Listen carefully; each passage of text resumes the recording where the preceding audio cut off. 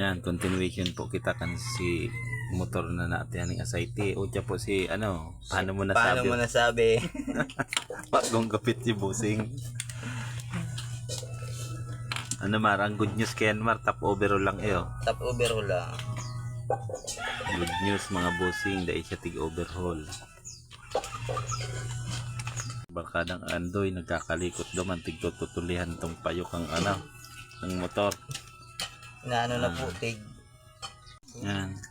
Kinasa na po ni paano mo nasabi. Paano mo nasabi? Piston. Ang gamit mi po black na ano ni takasago. Baka naman takasago. Bago yan mga bossing. O ni siluma niya. Oh. Ano na siya? Oh. Aray ko. Gas. Hindi naman na. Bali.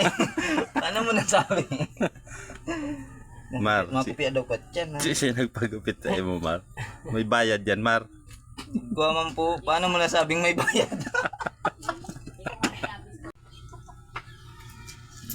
Andoy. Kinakasana ni Andoy ang black. Tabang-tabang na si Barkada. Barkadang Andoy. Paano mo nasabi? Busing Wilmar. Paano mo nasabi? Ano?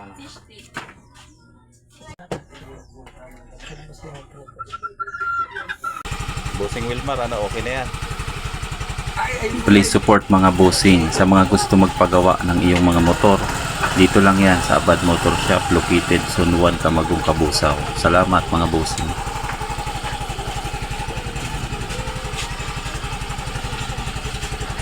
Revolution mo daw, Mar.